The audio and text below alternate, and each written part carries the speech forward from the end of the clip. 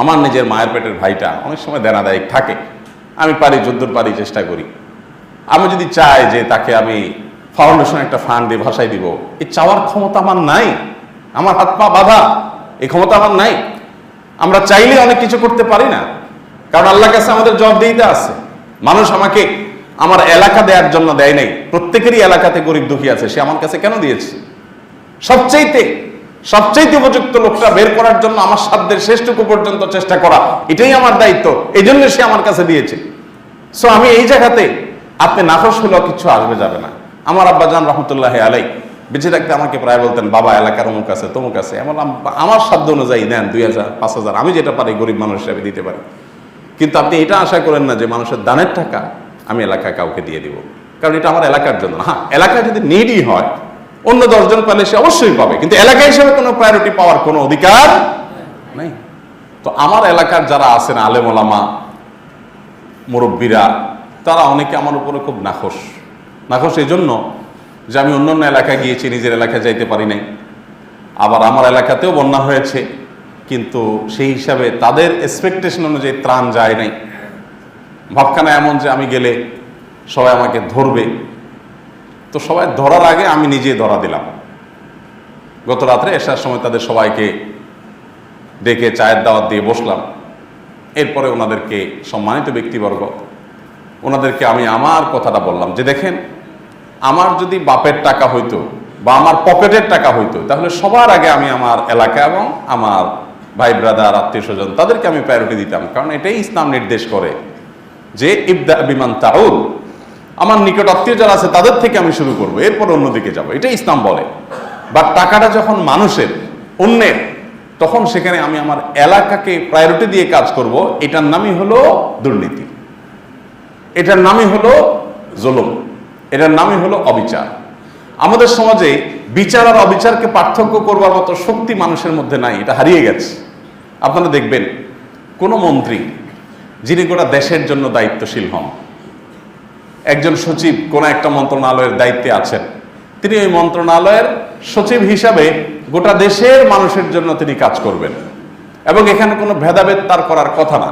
কিন্তু এরপরও কোনো এলাকায় যদি আপনি যান, মন্ত্রী সাহেবের এলাকার রাস্তাঘাটগুলো খুব ভালো, রাস্তাঘাটে আবার লাইট পোস্টও লাগাইছেন, আবার দেখা যায় যে অন্য সব স্থাপনাগুলো খুব সুন্দর করেছেন, অনেক উন্নয়নমূলক কাজ করেছেন। কোন সচিব সাহেবের গ্রামে গেছেন, মাশাআল্লাহ, সচিবের গ্রামে গিয়ে আপনি বলছেন মাশাআল্লাহ উনি এলাকাতে অনেক কিছু করেছেন, এলাকার ছেলে হয়ে এলাকাতে অনেক কিছু করেছেন। এই জিনিসটাকে আমরা সবাই অ্যাপ্রিসিয়েট করি। এটা কি অ্যাপ্রিসিয়েট যোগ্য নাকি ভৎসনার যোগ্য? এটা কি অ্যাপ্রিসিয়েট করার মতো না ভৎসনা করার মতো? আপনারা ধরে ফেলছেন কাহিনীটা, ভৎসনা করার মতো। কেন ভৎসনা করার মতো? কারণ রাষ্ট্রের যে দায়িত্ব তাকে দেয়া হয়েছে, এটা তার গ্রামের জন্য দেয়া হয়নি। রাষ্ট্রের যে দায়িত্ব তার কাঁধে দেওয়া হয়েছে, এটা তার এলাকার জন্য দেওয়া হয়নি মন্ত্রী সাহেবকে। হ্যাঁ, কোনো মানুষ সংসদ সদস্য, কোনো মানুষ চেয়ারম্যান, মেম্বার, তাহলে তার নির্দিষ্ট গণ্ডি আছে দায়িত্বের, তিনি ওই পুরো এলাকাতে কাজ করবেন। কিন্তু সে এমপি সাহেবও যদি নিজের গ্রামকে একেবারে স্বর্ণের থালে পরিণত করেন আর আশেপাশের গ্রামগুলোকে যদি নর্দমা পরিণত করেন, তাহলে সেক্ষেত্রে তিনি কি ভালো কাজ করেছেন না দুর্নীতি করেছেন? কিন্তু মুশকিল হলো যেখানে নিজের গ্রামের দিকেও তাকায় না কেউ, সেখানে নিজের গ্রামটা অন্তত ভালো করলে মানুষ বলে মাশাআল্লাহ এই লোকটা ভালো কাজ করেছে। ব্যাপারটা এরকম যে ঘুষ খেয়েও কাজ করে না, এখন ঘুষ খেয়ে যে কাজ করে তাকে সবাই বলে লোকটার ঈমান আছে। লোকটার কি আছে? ঈমান আছে, লোকটার মধ্যে আল্লাহর ভয় আছে, মুত্তাকি মানুষ। কারণ জবান ঠিক রাখে, সে ঘুষ খাইছে, কাজটা করে দিছে। কারণ সমাজে যখন আশেপাশে ঘুষ খাইয়াও ফাঁকিবাজি করে, ঘুরায়, কাজ করে না, তখন যে ঘুষ খেয়ে কাজ করে তখন মানুষ মনে করে এই লোকটা কি সৎ। অর্থাৎ চোরও সমাজে সৎ হয় যখন সমাজের অন্য অনেকে ডাকাইত হয়।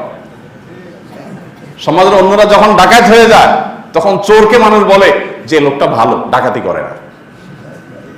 এরকম অবস্থা হয়ে গেছে না এখন আমাদের সমাজে।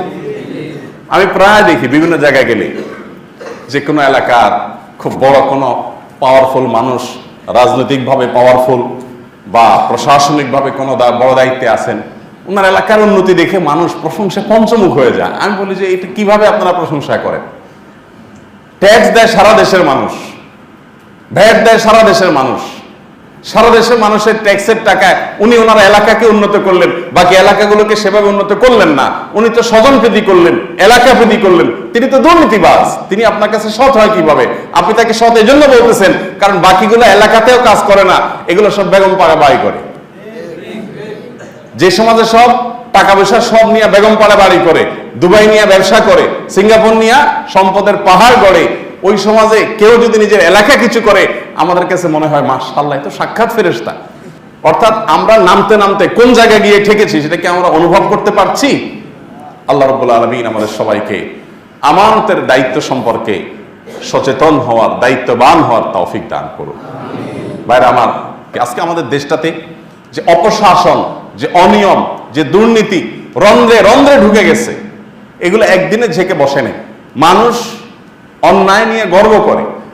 ধরেন আপনার একজন মামু আছে, আপনার একজন খালু আছে প্রশাসনের খুব গুরুত্বপূর্ণ কাজে, ধরা যাক নিয়ে টেনশনে আছি, আমি লাইসেন্সটা বানাবো, আর আপনি খুব গর্ব করে তখন বললেন, আরে বিআরটি এর অমুকটা আমার দুলাভাই, আমি তো গেছি আর বানানি চলে আসছি।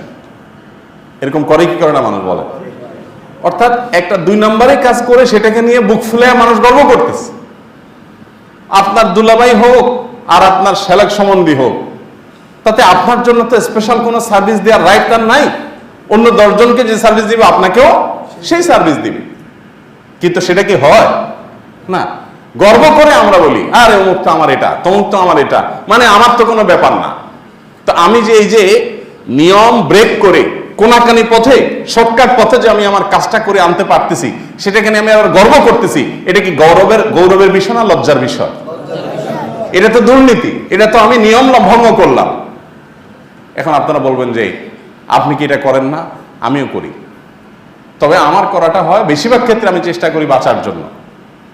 এয়ারপোর্টে একাধিকবার এরকম হয়েছে যে লাইনে দাঁড়াইছে, তো আমাকে সিকিউরিটির লোকজন এসে সরাই নিয়ে গেছে। তাই বললাম, ভাই কেন সরাচ্ছেন? সবাই লাইনে দাঁড়াইছে, আমিও দাঁড়াই, সমস্যা নাই তো।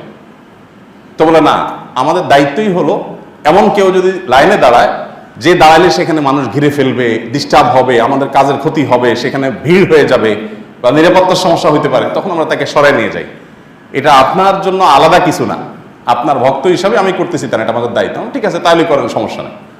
কোনো ডাক্তারের ওখানে গিয়ে যদি সিরিয়াল ধরা যায়, তো ওখানে আমি পেশেন্টদের, যদি ডাক্তার বলে ভাই আপনার সিরিয়াল লাগবে না, আপনি চলে আসেন, তখন আমি চেষ্টা করি পেশেন্টদেরকে বলার, ভাই ডাক্তার সাহেব আমাকে যাইতে বলতেছে, বাট অধিকার তো আপনাদের। তখন সবাই যারা চিনে বলে যে ভাই যান, অসুবিধা নেই।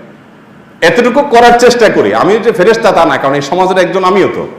অতএব আপনাদের যে রোগগুলো আছে ওই রোগের রোগী আমি নিজেও, বাট আলোচনা করছি যাতে আমরা সবাই এখান থেকে বেরিয়ে আসতে পারি। আল্লাহ আমাদের সবাইকে সে তৌফিক দান করুন।